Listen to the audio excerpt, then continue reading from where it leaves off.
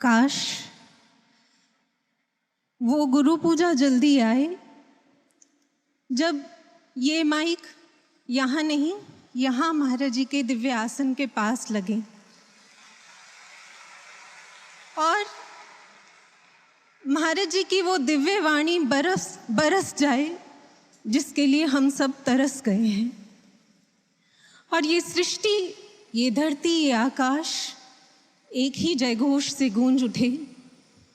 युग दृष्टा, युग सृष्टा गुरुदेव श्री आशुतोष महाराज जी की जय। सद्गुरु भगवान की जय। आज मैं शुरुआत महाराज जी की ही एक पंक्ति से कर रही हूँ जो महाराज जी ने अपनी दिव्य वाणी में गुरु पूजा पर ही कही थी। ये हूबहू गुरु महाराज जी के दिव्य वचन हैं। महाराज जी ने कहा, एक गुरु होते हैं जो हमारे कान फूंकते हैं, पर जो आध्यात्मिक गुरु होते हैं, जो सतगुरु होते हैं, वो हम में प्राण फूंकते हैं। आप में से किस किस को लगता है कि हम महाराज जी के द्वारा कहे गए इन शब्दों के जीते जागते प्रमाण हैं कि महाराज जी हम में प्राण फूंकते हैं? कैसे? सबसे पहले तो हमारी आत्मा अज्ञानता की खाई में निष्प्राण पड़ी थी युगों युगों से। श्री गुरु महाराज जी ने ब्रह्म ज्ञान देकर हम में नव चेतना के प्राण फूके। उसके बाद इतना ही यहीं तक क्रम नहीं रुका। हम सब इस बात के भली भांति अच्छी तरह साक्षी हैं कि कैसे पग पग पर जब जब हम निरुत्साहित होते हैं, हौसले टूटने लगते हैं हमारे, तब तब महाराज जी अपने दिव्य वचनों से हमारे हौसलों में, हमारे आत्मविश्वास में, हमारे विवेक में प्राण फूंकते हैं। इस बात के लिए कुछ लिविंग टेस्टिमनीज की रेफरेंसेस देने से पहले आपके सामने जर्मनी में अभी हाल ही में हुई एक कमाल की रिसर्च है वो रखती हूँ। एक पद्मश्री हैं, फोक फिलैंथ्रोपिस्ट हैं, उन्होंने अपने वक्तव्य में इसको कोट किया था। वो कहते हैं कि जर्मनी के जो साइंटिस्ट्स हैं उन्होंने ये पाया है, ये रिसर्च की है कि यदि एक व्यक्ति कोमा में है और आपकी सारी थेरेपीज, सारी मेडिसिन्स उसकी चेतना लौटाने में फेल हो चुकी हैं, तो उन साइंटिस्ट्स का ऐसा कहना है कि आप पता कीजिए कि उस व्यक्ति की मातृभाषा क्या है और फिर उसके कान में उस मातृभाषा का उच्चारण कीजिए। वो साइंटिस्ट कहते हैं कि उनके अनुसार मातृभाषा के अलावा कोई वाक ऐसा है ही नहीं जो हमारी चेतना में प्रवेश कर जाए। और उन साइंटिस्ट का कहना है कि अगर 1% भी उस व्यक्ति की चेतना में लौटने की संभावना होगी तो वो मातृभाषा का उच्चारण सुनकर चेतना में वापस लौट आएगा। लेकिन अगर इससे भी नहीं आया तो वो दावे से कहते हैं कि इस सृष्टि की कोई औषधि, कोई तरीका उसको वापस चेतना में ला नहीं सकता। साधकों, जैसे मातृभाषा का स्पर्श ब्रेन के स्तर पर कोमा में पड़े व्यक्ति में चेतना लौटा सकता है, ऐसे ही परमात्मा भाषा का स्पर्श, यानी जो निराकार सत्ता नराकार रूप में सतगुरु बनकर इस धरा पर आती है, उनकी दिव्य वाणी का स्पर्श मानसिक स्तर पर पड़े कोमा में व्यक्ति जो होता है उसमें भी नव चेतना, नव प्रेरणा, नव प्राण फूंकने का दम रखती है। और इस कॉन्टेक्स्ट में कि कैसे महाराज जी के दिव्य वचन, महाराज जी की दिव्य वाणी हम में प्राण फूंकती है, आपके सामने कुछ प्रैक्टिकल प्रूफ्स रखती हूँ। ये प्रमाणित कर देंगे हमें कि जब जब महाराज जी ने दिव्य वचन हमें कहे हैं तो वो हमारे अंदर एक ऐसा हाई वोल्टेज नव स्पंदन पैदा करते हैं हमारी चेतना में कि हमारे अंदर की सारी वीकनेस, सारी डेडनेस पल भर में ध्वस्त हो जाती है और हम अपने आप को चेतना के एक नवीन, एक ऊंचे स्तर पर खड़ा पाते हैं। एक बार दिव्यधाम आश्रम में यहाँ एक सज्जन आए थे। वो एक सोशल ऑर्गेनाइजेशन के अध्यक्ष थे। उन्हीं दिनों निर्भया केस हुआ था जिसने सारे समाज को व्यथित किया था, और वो सज्जन भी मानव के ऐसे पतन में गिरते जो उसकी स्थिति है उसको देखकर बहुत पीड़ित थे। महाराज जी और उन सज्जन के बीच में क्या वार्तालाप हुआ, मैं उस दृश्य को आपके सामने एज इट इज रखती हूं क्योंकि मैं उस समय वहीं थी। वो सज्जन कहते हैं, महाराज जी, जिस दिन ये निर्भया केस हुआ उस दिन मेरी ऑर्गेनाइजेशन में बहुत से मेंबर्स आए हुए थे और हमें डिस्कशन करनी थी। लेकिन कहते हैं कि महाराज जी, मैं इस केस को सुनकर इतना पीड़ित था, इतना दुखी था कि मैं सबके सामने जाकर खड़ा हो गया। मैंने जलती हुई एक कैंडल अपने हाथ में ली और उसे यूं गर्दन से पकड़कर उसे मोड़ दिया। और कहते हैं, महाराज जी, मैंने कहा यही किया है हमने उस बच्ची के साथ। जैसे ये मोमबत्ती टूट भी गई और बुझ भी गई, ये समाज ने किया है उस बच्ची के साथ। और फिर वो बोले, महाराज जी, तब मैं सोशल ऑर्गेनाइजेशन का अध्यक्ष जो कितनी सोशल एक्टिविटीज में इन्वॉल्व है, तब मैंने यूं हाथ से एक बड़ा सा क्रॉस बनाते हुए कहा था कि जिस समाज में पाशविकता इस हद तक घुल चुकी है, ऐसे समाज को बदलना इट इज इम्पॉसिबल। इम्पॉसिबल ही नहीं, नेक्स्ट टू इम्पॉसिबल कि ऐसा समाज कभी संवारा जा सकता है। महाराज जी गंभीर थे, लेकिन महाराज जी ने गंभीर पर बुलंद स्वर में महाराज जी उनसे कहते हैं, महाराज जी ने कहा, संवारा जा सकता है। महाराज जी बोले, आपने कबीर दास जी की ये वाणी सुनी है जो गुरुबाणी में दर्ज है? वो बाणी सुनाई महाराज जी ने। हर है खांड रेत में बिखरी, हाथी चुनी न जाई, कहे कबीर गुरु भली भुजाई, कीटी होए के खाई। महाराज जी ने पूछा, मतलब समझे आप? उन्होंने ना में सिर हिलाया। महाराज जी ने मतलब समझाया। महाराज जी कहते हैं, आप खांड और रेत को आपस में मिक्स कर दीजिए। अब अगर हाथी अपनी सूंड से खांड को रेत से अलग करना चाहे तो क्या ऐसा करना पॉसिबल है? उन सज्जन ने कहा, नहीं महाराज जी। महाराज जी ने कहा, लेकिन अगर यही कार्य एक चींटी को सौंपा जाए तो बोले, महाराज जी, चींटी तो खांड को रेत से अलग कर देगी, इट इज पॉसिबल। महाराज जी ने कहा, बिल्कुल इसी तरह ये जो मन है, इंसान का मन बुराइयों में, व्यसनों में आज बुरी तरह घुल मिल चुका है। हाथी जो है वो स्थूल का प्रतीक है, यानी ऐसे मन को आप स्थूल तरीकों से, बुराइयों से अलग कर ही नहीं सकते। लेकिन जो चींटी है वो सूक्ष्म का प्रतीक है। सूक्ष्म यानी सटल। महाराज जी कहते हैं, आपको एक सटल टेक्निक चाहिए। जैसे चींटी खांड को रेत से अलग कर सकती है, इसी तरह एक सूक्ष्म तकनीक, ब्रह्म ज्ञान की वो सुप्रीम टेक्निक ही इस मन को पाशविकता से अलग कर सकती है। और आज दिव्य ज्योति जागृति संस्थान यही कार्य कर रहा है। महाराज जी ने इतनी सटीक एनालॉजी उन सज्जन को दी थी कि उनके मुंह से बरबस निकल गया। महाराज जी, कितनी लॉजिकल बात है। Now it seems it is possible. Maharaj ji हल्का सा मुस्कुराए और फिर महाराज जी ने उन्हीं की तरह यूं हाथ से क्रॉस बनाते हुए कहा, इसलिए इस क्रॉस को लगाने के नहीं, हटाने की जरूरत है। कहां से? महाराज जी बोले, एक्सटर्नल शब्द में से यदि क्रॉस को यानी एक्स को हटा दें तो क्या बनता है?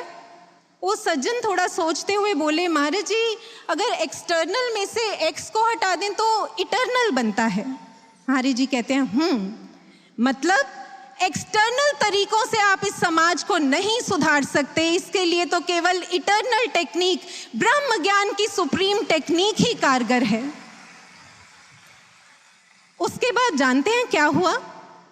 मैं एक भी चीज अपनी तरफ से ऐड नहीं कर रही। वो सज्जन, वो अध्यक्ष वहीं के वहीं साष्टांग महाराज जी के चरणों में लेट गए और महाराज जी से कहते हैं, महाराज जी मैं झूठ नहीं बोल रहा, मैं आज तक अपने जीवन में कभी किसी के आगे मैंने यूं दंडवत प्रणाम नहीं किया महाराज जी, लेकिन आपके एक एक शब्द में इतना खिंचाव है कि मेरी आत्मा आपके चरणों में झुके बिना रह नहीं पाई आज। और वो दोनों हाथ जोड़कर बोलते हैं, महाराज जी अगर आपके इस मिशन में मैं किसी भी तरह काम आ सकूं तो मुझे जरूर याद कीजिएगा महाराज जी, मैं इसे अपने जीवन का परम सौभाग्य समझूंगा। तब महाराज जी ने उनकी प्रसन्नता से पीठ थपथपाई थी और महाराज जी ने हाँ में सर हिलाते हुए स्वीकृति देते हुए उन्हें आशीर्वाद दिया था। देखा आपने, इस तरह जो व्यक्ति दिशा नहीं पा पाते, समाज के लिए कुछ करना चाहते हैं पर समझ नहीं आता उन्हें कैसे करें, उनमें विवेक की जागृति के प्राण फूंकते हैं महाराज जी के दिव्य वचन। इसी तरह जो जटिल बुद्धियां हैं ना, उनमें भी नव चेतना की संजीवनी के काम करते हैं महाराज जी के ओजस्वी वचन। इस कॉन्टेक्स्ट में भी एक घटना शेयर करती हूं आपके साथ। हमारी यूनिवर्सिटी में एक बार FDP फैकल्टी डेवलपमेंट प्रोग्राम हुआ था, जिसमें स्पीकर्स के तौर पर DJJS के रिप्रेजेंटेटिव्स को इनवाइट किया गया था। और उस प्रोग्राम में यूनिवर्सिटी के डीन, डायरेक्टर, सारे डिपार्टमेंट्स के HODs, फैकल्टी मेंबर्स और स्टाफ वहां बैठे थे। जो स्पीकर थी महाराज जी की शिष्या, उन्होंने कंक्लूडिंग नोट में अपनी टॉक के कुछ रेफरेंसेस देने शुरू किए कि कैसे महाराज जी कहते हैं कि जो अध्यात्म है, अध्यात्म का विज्ञान है, वो आपको एक ऊंचे पेडेस्टल पर लाकर खड़ा कर देता है। इसके लिए उन दीदी ने महाराज जी की ये बात कही। उन्होंने कहा कि जो डार्विन हुए हैं उनकी साइंस कहती है सर्वाइवल ऑफ द फिटेस्ट, लेकिन महाराज जी कहते हैं अध्यात्म की science makes you fit for survival. जैसे ही उन्होंने ये बात कही, एक HOD थे जो उसी ग्रुप में बैठे थे और वो अध्यात्म गुरु वुरु इनको लेकर काफी नाक मुंह सिकोड़ते थे। वो बैठे बैठे ही वहां से बोले, वाओ माइंड ब्लोइंग थॉट। इतने में ही उन दीदी ने महाराज जी की दूसरी बात रख दी। वो दीदी कहती हैं कि जो न्यूटन था उसने देखा सेब नीचे गिर रहा है तो उसका चिंतन इस दिशा में चला गया कि आखिर कौन सी शक्ति ने इस सेब को नीचे गिराया, और इस दिशा में चिंतन करते हुए उसने लॉ ऑफ ग्रेविटेशन डिस्कवर कर दिया। लेकिन महाराज जी कहते हैं, उन दीदी ने कहा, महाराज जी कहते हैं कि अगर न्यूटन इस बात पर चिंतन कर लेता कि कौन सी शक्ति ने सेब को उस डाल से जोड़ कर रखा है, तो वो लॉ ऑफ लाइफ डिस्कवर कर लेता। आप मानेंगे, जैसे ही महाराज जी के ये शब्द कोट किए गए, वो HOD इस बार अपनी चेयर से खड़े ही हो गए और बोले, मैंने अपने 60 साल के एकेडमिक करियर में ऐसी प्रोफाउंड एनालिसिस नहीं सुनी, आप अभी के अभी ब्रह्म ज्ञान के लिए मेरा नाम एनरोल कर लीजिए। मैं आपको बताना चाहती हूँ, ये HOD जो थे, इन्होंने एक बार आकर मुझे ये कहा था, क्योंकि वो जानते थे कि मैं सद्गुरु महाराज जी की शिष्या हूँ, तो उन्होंने एक बड़े टॉन्टिंग वे में ये मुझे कहा था कि ये जो गुरु वुरु को मानते हैं ना लोग, मैं सच कहता हूँ, जो ब्रेन के हमारे 2 पार्ट्स हैं ना, लेफ्ट और राइट, ये गुरु वुरु मानने वालों में उनके राइट ब्रेन में नथिंग इज राइट और उनके लेफ्ट ब्रेन में नथिंग लॉजिकल इज लेफ्ट। बाद में यही HOD थे, जब इन्होंने ब्रह्म ज्ञान लिया, ये मेरे पास आए और इन्होंने एडमिट किया, कहते हैं मैं गलत था। टुडे आई वांट टू से कि महाराज जी को जो अपने जीवन में जो महाराज जी की शरण में चला जाता है, फिर Maharaj ji makes our right brain perfectly right and allows nothing illogical to be left in the left brain. और फिर उन्होंने कहा कि मैं आज कहता हूं कि महाराज जी का ब्रह्म ज्ञान हमें वाइज बनाता है और लाइफ में राइज कराता है। साधकों, ऐसे भरते हैं हम में विवेक, हमारे विवेक में प्राण महाराज जी के दिव्य वचन। और इस बात के तो शायद हम सबके पास सैकड़ों सैकड़ों प्रमाण होंगे कि जब जब हमारे उत्साह को, हमारे हौसलों को इन तूफानों ने इनका दम तोड़ने की कोशिश की है, तब तब महाराज जी के ओजस्वी वचनों ने हमें उत्साह में हमारे प्राण फूके हैं। एक बार एक परिवार यहाँ महाराज जी के दर्शन करने आए, ब्रह्मज्ञानी फैमिली थी। उनमें जो माँ थी वो अपनी बेटी के लिए बोली, महाराज जी हमारे घर में जो बड़े बुजुर्ग हैं ना, उन्होंने ब्रह्म ज्ञान नहीं लिया और वो ये ज्योतिष विद्या, हस्तरेखाओं की विद्या, इसमें बड़ा विश्वास रखते हैं। और महाराज जी उन्होंने इसकी भी हाथ दिखाया था एक ज्योतिषी को। तो वो ज्योतिषी बोलता है महाराज जी कि इसके हाथ में तो सफलता की कोई रेखा ही नहीं है। तो उन्होंने पूछा, महाराज जी क्या ये ज्योतिष विद्या, हस्तरेखा की विद्या, ये सब होता है? महाराज जी कहते हैं, हाँ ये भी एक तरह का विज्ञान है। जैसे ही ये सुना, उन दीदी का, उन बहन का चेहरा मुरझा गया और वो बोली, महाराज जी फिर तो जो इसके भाग्य में लिखा होगा वही इसे मिलेगा। उस समय महाराज जी ने यूं मुट्ठी उठाई और बुलंद आवाज में महाराज जी बोले, एक ब्रह्म ज्ञानी साधक अपना भाग्य खुद लिखता है। याद रखना, जो विद्या तुम्हारे पास है, महाराज जी यूं दोनों हाथ करते हुए बोले, उसके सामने संसार की सारी विद्याएं फेल हैं। और महाराज जी फिर बोले, जाकर कह देना उस ज्योतिषी से कि हमारे गुरु ने हमारी सारी हाथ की रेखाएं बदल दी हैं। साधकों, कितने ही प्रमाण हम ले आए आपके सामने, ये कम ही पड़ेंगे। सच में महाराज जी हमारी हस्तरेखाओं को बदल दिया करते हैं। आपने पिग्मेलियन इफेक्ट के बारे में सुना होगा। पिग्मेलियन इफेक्ट एक साइकोलॉजिकल फिनोमिनन है। ये कहता है, your high expectations from someone can help him improve his performance. यानी अगर आप किसी से ऊंची आशाएं रखते हैं तो आपकी उस व्यक्ति के प्रति जो ऊंची आशाएं हैं वो उसमें मोटिवेशन तो भर सकती है, लेकिन आप उन आशाओं को पूरा करने का सामर्थ्य उस व्यक्ति में नहीं भर सकते, पर सद्गुरु भगवान भर सकते हैं। और महाराज जी आज ऐसा कर रहे हैं। श्री औरोबिंदो का मैंने एक कोट एक जगह पढ़ा है। वो कहते हैं कि एक साधारण से शब्द में भी पावर होती है, शक्ति होती है, लेकिन यदि ये शब्द साधारण ना रहकर ब्रह्म की वाणी बन जाए तो फिर उसमें ऐसा अद्भुत सामर्थ्य होता है कि वो असंभव कार्य को भी संभव करने का दम रखता है। इस कॉन्टेक्स्ट में एक बड़े कमाल का, एक मार्के का उदाहरण हमें अंगुलीमाल के जीवन से मिलता है। महात्मा बुद्ध की शरण में आने के बाद अंगुलीमाल एक बार कहीं जा रहा था। उसने देखा एक जगह पेड़ के नीचे एक स्त्री भयंकर प्रसव पीड़ा से जूझ रही थी। शिशु का जन्म हो नहीं पा रहा था और ऐसा लगता था कि जैसे वो पीड़ा उस स्त्री के प्राण ले डालेगी।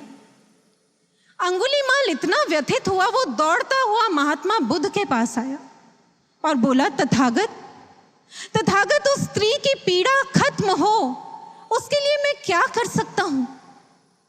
तब महात्मा बुद्ध कहते हैं कि जहां वो स्त्री है जाकर वहां ये शब्द कहे कि भगिनी, जब से मैं सधर्म की शरण में आया हूं तब से मैंने जानबूझकर किसी भी प्राणी को आहत नहीं किया है, उसे हानि नहीं पहुंचाई है। मेरे इस सत्य वचन से तेरा मंगल हो, तेरे गर्भ का मंगल हो। अंगुलीमाल ज्यों का त्यों इन शब्दों को अपने साथ लेकर वहां स्त्री के सामने जाकर इन ज्यों का त्यों इन शब्दों को बोल देता है। और उस समय एक आश्चर्यचकित कर देने वाला दृश्य घटता है। तत्क्षण जैसे ही अंगुलीमाल ये शब्द कहता है कि मेरे इस सत्य वचन से तेरा मंगल हो, तेरे गर्भ का मंगल हो, तत्क्षण वो जो महिला थी उसने सुरक्षा पूर्वक शिशु को जन्म दे दिया और वो पीड़ा से मुक्त हुई। इस दृष्टांत में जो एक बहुत गहरी और महत्वपूर्ण प्रेरणा है, क्या आप पकड़ पाए उसे? महात्मा बुद्ध ने क्या शब्द कहे अंगुलीमाल को कहने के लिए कि जब से मैं सधर्म की शरण में आया हूं, मैंने जानबूझकर किसी प्राणी को हानि नहीं पहुंचाई।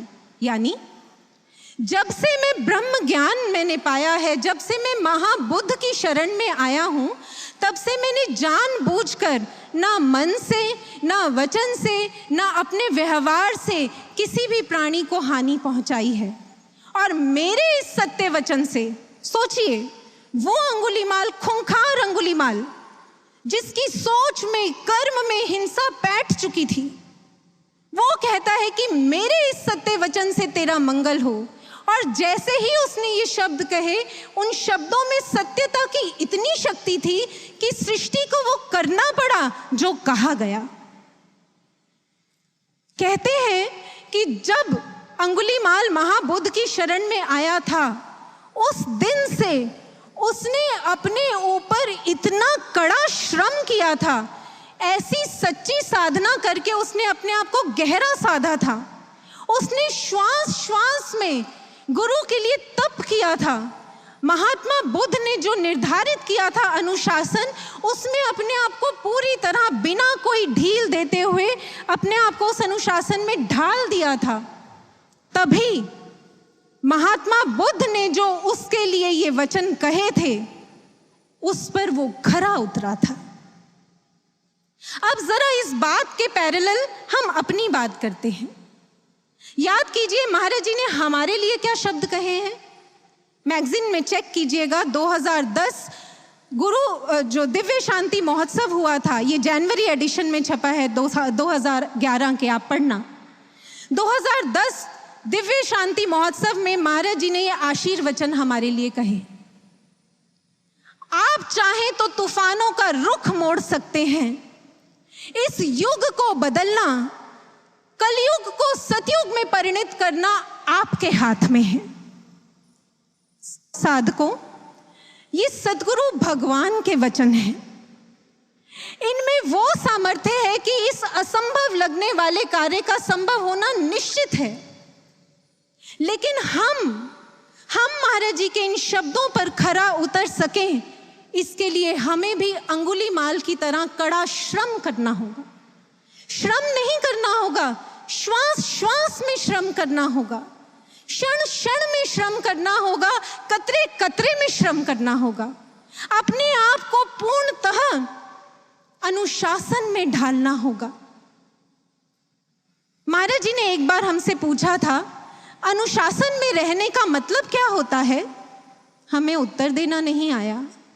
तब महाराज जी बोले, अनुशासन यानी अणु अणु पर गुरु आज्ञा का शासन, अणु अणु पर गुरु वचनों का शासन।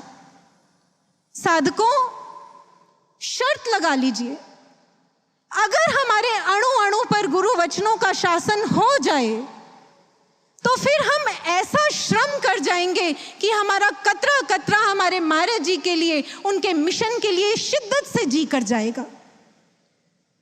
और हम श्वास श्वास से सच्चा पूजन अर्पित कर पाएंगे। यही जीवन महाराज जी के चरणों में सच्ची पूजा बनकर अर्पित होगा।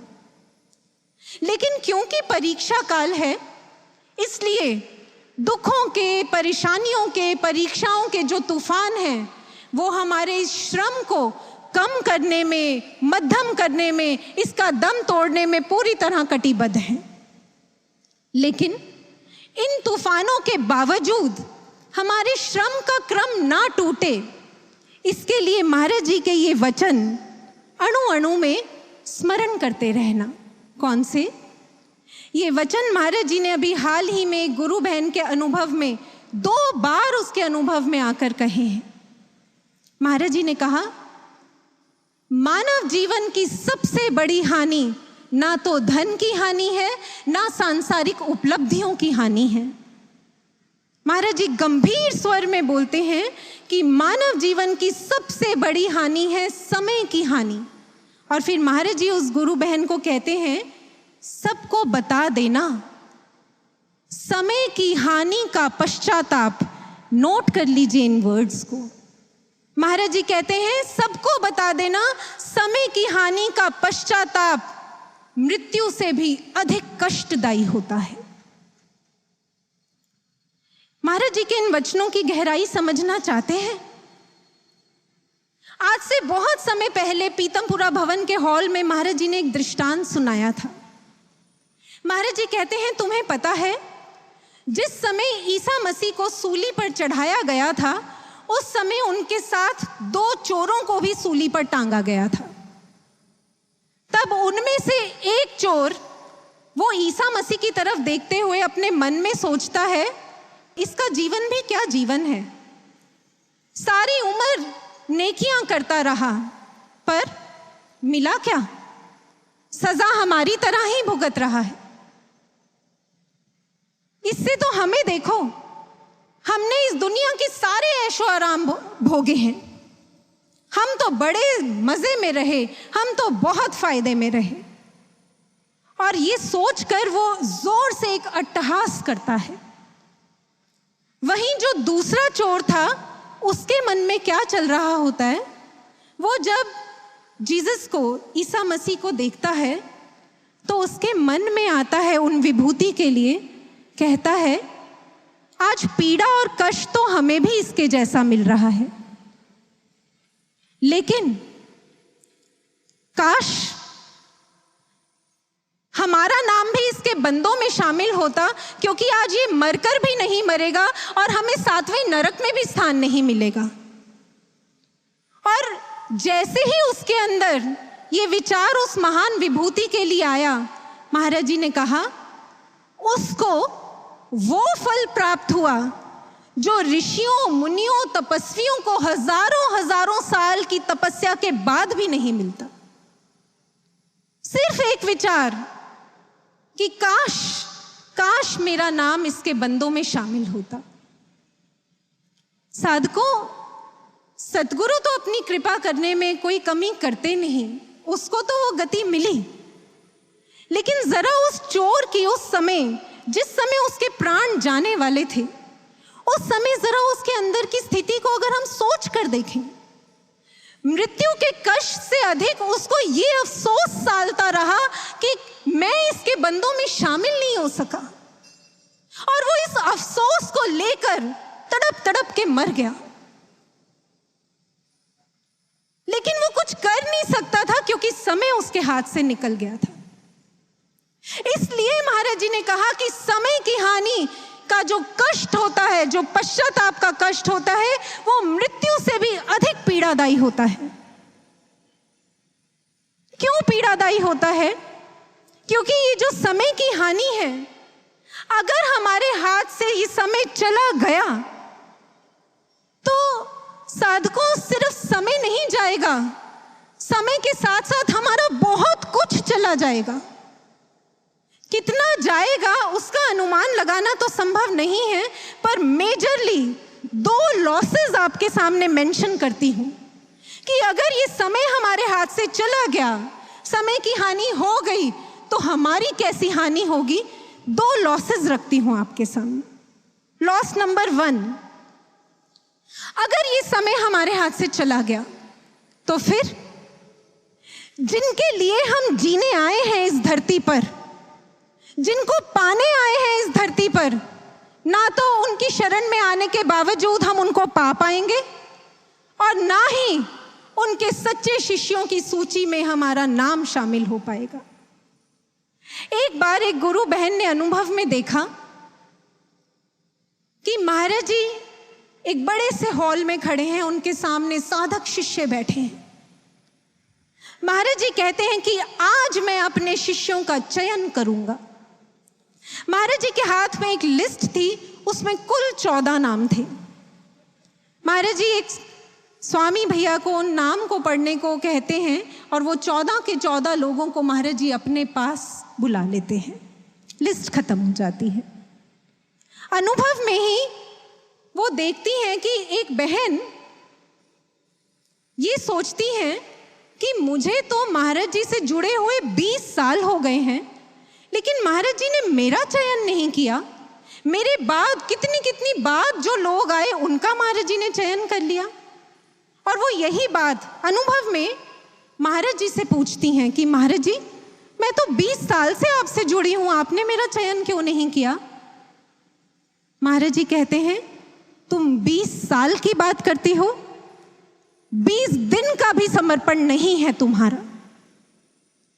यहां अनुभव खत्म हो जाता है। और जो बहन ये अनुभव देख रही थी वो अगले दिन महाराज जी के दर्शन करने आती हैं और महाराज जी से पूछती हैं कि महाराज जी आपकी दृष्टि में समर्पण क्या है? महाराज जी कहते हैं जिन घड़ियों में आपके गुरु का चिंतन बसता है, जिन घड़ियों में आप अपने गुरु से जुड़े होते हैं, हमारी दृष्टि में केवल वो घड़ियां ही समर्पण में काउंट होती हैं। इस हिसाब से जरा नुकसान का अंदाजा लगा लीजिए कि ऑलरेडी हम अपना कितना नुकसान कर चुके हैं। आज तक तो हम सत्संग में ये सुनते आए थे कि हमारी असली उम्र तब से शुरू होती है जब से हमने ज्ञान लिया है, लेकिन समय के साथ क्राइटेरिया बदल गया है। महाराज जी की दृष्टि में हमारे वो सांसें जीवन में सार्थक काउंट हैं, या लगा लीजिए हमारा उतना ही जीवन काउंट किया जाएगा जितनी सांसों में हम महाराज जी से जुड़े। क्योंकि जिन घड़ियों में विस्मरण रहा वो तो विष और मरण समान ही मानी जाएंगी। ये पहला लॉस कि ना महाराज जी की शरण में आने के बाद उनके बन पाएंगे, ना उनके सच्चे शिष्य कहला पाएंगे। लॉस नंबर 2, जहां महाराज जी हमें अपने संग लेकर जाना चाहते हैं हम वहां भी नहीं जा पाएंगे। एक बार रामानुजाचार्य अपने शिष्यों के साथ एक यात्रा पर निकले। मार्ग में नदी के किनारे सबने विश्राम करने का निर्णय लिया। तब सबको भोजन वितरित करने से पहले शिष्यों ने रामानुजाचार्य जी को भोग के लिए भोजन अर्पित किया। लेकिन भोग के पश्चात रामानुजाचार्य जी ने वो भोजन वापस शिष्यों को नहीं दिया, उसे नदी में डाल दिया। उसी समय एक मछली आई, उसने उस भोजन को ग्रहण कर लिया और जैसे ही उस भोजन को खाया एक बहुत अचंभित कर देने वाला दृश्य सामने दिखा। उन सब शिष्यों की आंखों के सामने घटा। वो मछली जैसे ही उसके मुख में वो प्रसाद, महाप्रसाद गया, वो एक देव के रूप में परिवर्तित हो गई और बैकुंठ की तरफ उसका प्रस्थान हो गया। वो शिष्य अवाक खड़े रह गए। उन्होंने रामानुजाचार्य जी की ओर देखा और कहा, आचार्य वो मछली कहाँ गई? आचार्य कहते हैं वो बैकुंठ में चली गई। तो उन्होंने कहा, रामानुजाचार्य जी से कहा, आचार्य पर ऐसा कैसे हो गया? रामानुजाचार्य जी कहते हैं क्योंकि उसने हमारे दिए हुए प्रसाद को ग्रहण किया था। वो शिष्य हैरानी से कहते हैं, आचार्यवर हमने तो कितनी कितनी बार आपका महाप्रसाद ग्रहण किया है, हमारे साथ तो ऐसा कभी नहीं हुआ। रामानुजाचार्य जी कहते हैं क्योंकि तुमने कभी उसे वैसे ग्रहण किया ही नहीं जैसे हमने तुम्हें जब कुछ दिया है। जब जब हमने तुम्हें कुछ दिया है, हमने तुम्हें अपने कुछ वचन कहे हैं, तुमने उन वचनों में अपनी महत्वाकांक्षाएं, अपनी सोच, अपनी इच्छाएं, अपनी धारणाएं, अपनी मान्यताएं मिलाकर उसको लिया है। इसलिए तुम वहां कभी जा ही नहीं पाए जहां हम तुम्हें ले जाना चाहते हैं। शायद हम सबके साथ भी ऐसा ही है। तभी अब तक वो नवयुग में जाने का हमारा अवसर डिले हो रहा है, क्योंकि हम महाराज जी के वचनों को वैसे ग्रहण कर ही नहीं पाए जैसे महाराज जी ने हमें दिए। इन दोनों लॉसेस का मतलब समझते हैं? अगर जिनको पाने आए हैं उनको पा नहीं सके, जिनके लिए जीने आए हैं पूर्ण समर्पण करके उनके लिए जी नहीं सके, जिनके संग, जो हमें अपने संग जहां ले जाना चाहते हैं उनके संग हम जा भी नहीं सके, ऐसा जीवन जीकर करेंगे क्या? हम जी पाएंगे क्या? पल पल मृत्यु से भी बदतर जीवन होगा, पश्चाताप की अग्नि में जूझते रहेंगे हम। साधकों, ऐसी हानि हमारे जीवन में ना हो। आज महाराज जी के आगे दोनों हाथ जोड़कर महाराज जी से कहते हैं कि महाराज जी हमें विवेक दें, सद्बुद्धि दें कि हम अपने समय की हानि, ये जो अवसर हमारे हाथ में है, इसे खो ना बैठें। ऐसा पुरुषार्थ करें कि हमारे श्रम का क्रम अब कभी ना टूटे। अणु अणु से, कतरे कतरे से महाराज जी हम आपके लिए जी जाएं। साधकों, कतरे कतरे से ऐसा श्रम करें अब हम कि कोई कमी ना रहे। ऐसा श्रम, जब स्वनिर्माण के लिए हमें श्रम करना हो तो कैसा श्रम करें हम? महात्मा बुद्ध के महाकश्यप के जैसा। महाकश्यप को यह लगता था कि वो अच्छे वक्ता नहीं है, इसलिए वो दूसरों को सत्संग सुनाने में बहुत हेजिटेट करते थे, सुनाते ही नहीं थे। लेकिन उनके मन में बार बार आता था कि मेरे जीवन का तो परम लक्ष्य ही मेरे भगवान बुद्ध का संदेश जन जन तक देना है, तो अगर मैं ये संदेश ही नहीं प्रचार इसका कर पाया तो मेरे जीवन का क्या होगा? और बोल वो पाते नहीं थे। तो क्या हुआ? क्या अवसाद की गहराई में डूब गए? श्रम करना छोड़ दिया ये सोचकर कि मैं कुछ कर नहीं सकता, मैं किसी लायक नहीं? नहीं, उन्होंने, महाकश्यप ने ये सोचा कि अगर वाणी से बोलकर अपने महाबुद्ध के प्रचार में सहयोग नहीं दे सकता तो महात्मा बुद्ध के अनुशासन में अपने आप को ढालकर अपने आचरण से मूक भाषा में प्रचार करूंगा। और कहते हैं कि महाकश्यप ने उस समय ऐसा दृढ़ संकल्प धारण किया, ऐसी तप की, उसने एक मुहिम छेड़ दी, शंखनाद कर दिया, दिन रात अपने आप को कड़े श्रम में झोंक दिया। साधना, सुमिरन, महाबुद्ध का जो अनुशासन था, पौर पौर से अपने आप को उसमें ढाल दिया। और कहते हैं कि वो ऐसा शिष्य बनकर उभरा कि जिसने महात्मा बुद्ध के धर्म प्रचार में ऐसा कमाल का सहयोग दिया कि उसको तप की श्रेणी में अग्रणी स्थान मिला।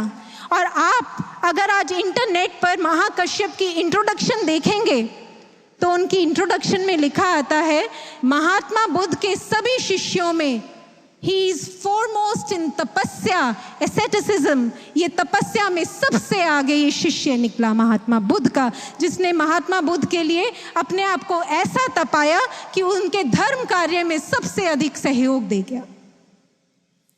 ये तो हुआ स्वनिर्माण के लिए हमें कैसा श्रम करना चाहिए। और अगर विश्व कल्याण के लिए श्रम की बात करें तो फिर कतरे कतरे से हम महाराज जी के मिशन के लिए ऐसे जी जाएं कि फिर हम महाराज जी की दिव्य लीलाओं के क्या बन जाएं? क्या बन जाएं? एक बार एक गुरु बहन के अनुभव में वो महाराज जी से अपने अनुभव में कहती हैं कि महाराज जी, कितना बड़ा सौभाग्य है हमारा कि हम आपकी दिव्य लीलाओं के साक्षी बने हैं। वो कहती हैं कि महाराज जी, हमने उस घड़ी को भी देखा है जब आपने समाधि धारण की, और हम जल्द ही उस घड़ी के भी साक्षी बनेंगे जब आप समाधि से वापस लौट आएंगे। तब महाराज जी कहते हैं, नहीं, तुम साक्षी नहीं हो, तुम सब मेरे साथी हो, क्योंकि साक्षी तो ये संसार बनेगा जो मेरी दिव्य लीलाओं को देखता भर रहेगा। तुम तो मेरे सहयोगी हो जो मेरी दिव्य लीलाओं में पूर्ण रूप से अपना दायित्व निभा कर जाएंगे। इसलिए ऐसा श्रम करें हम कि हम महाराज जी के दिव्य लीलाओं के साक्षी नहीं, साथी बन कर जाएं। अंत में श्रम के क्रम को कभी ना टूटने दें हम। महाराज जी के तीन शब्द हैं जो महाराज जी ने हमसे कई कई बार कहे हैं, उनके विषय में कहकर अपनी वाणी को विराम दूंगी। और वो 3 शब्द क्या हैं? छा जाना है। महाराज जी ने कितनी बार कहा है कि जन जन तक, विश्व के कोने कोने तक ब्रह्म ज्ञान देकर छा जाना है। ऐसा छा जाना है कि कोई भी व्यक्ति इस ज्ञान से अछूता ना रह जाए। ऐसा बिगुल बजा देना है इस ज्ञान का कि ये धरती जीती जागती स्वर्ग बन जाए। और इस संदर्भ में चलते चलते एक बहुत सुंदर सा एक दृष्टांत रखते जाती हूँ। सच्ची घटना है, बहुत प्यारी है, हमारे श्रम को करने में बहुत अच्छी प्रेरणा देगी। एक महाराज जी के साधक शिष्य हैं जो भारत में नहीं रहते और महाराज जी के दर्शन करने भारत कभी आए भी नहीं, क्योंकि महाराज जी ने समाधि में जाने से पहले उन्हें कहा था कि जब हम बुलाएंगे तब आना। इसलिए वो इंतजाररत हैं। लेकिन इस इंतजार में भी क्या करते हैं, ये बात उन्होंने हमें खुद बताई थी। कहते हैं कि उनकी एक बार एक मीटिंग थी जिसमें पूरे वर्ल्ड से डेलीगेट्स आए थे। उस मीटिंग का जब एंड हुआ तो सब लोग अपने विजिटिंग कार्ड्स एक्सचेंज कर रहे थे। तो जैसे ही इन साधक शिष्य की अपने हाथ में जो सबसे ऊपर विजिटिंग कार्ड था, उस पे बाई चांस उनकी दृष्टि चली गई और उस पे एक वर्ड लिखा था एड्रेस में पीतमपुरा। ओहो, पीतमपुरा वर्ड पढ़ते ही कहते हैं कि जैसे मुझ में करंट दौड़ गया। वो खुद बताते हैं, कहते हैं कि मैं दौड़ा और दौड़ते दौड़ते उस व्यक्ति के पास गया जिसने वो विजिटिंग कार्ड मुझे दिया था, और कहते हैं मैंने उसके कंधे पर हाथ रख के कहा, हे Pitampura, you know who lives here? God lives here. और कहते हैं कि मैंने उसे कहा, ये भगवान जो है तुम्हें तुम्हारे अंदर बैठा भगवान दिखा सकते हैं, इसलिए जाओ इन भगवान की शरण में जाकर अपने अंदर वाले भगवान का दर्शन करो और इस सारे संसार को बता दो इस धरा पर इस युग का भगवान आया है। साधकों, हम भी ऐसे जुनून के साथ छा दें महाराज जी को। हमारे कतरे कतरे में हमारे अंदर महाराज जी छा जाएं और इस विश्व के कतरे कतरे में, कोने कोने में महाराज जी का मिशन छा जाए। जब हम ऐसा करेंगे तो मैं निश्चित तौर पर कहती हूँ, हमारा जीवन महाराज जी की सच्ची पूजा बनेगा।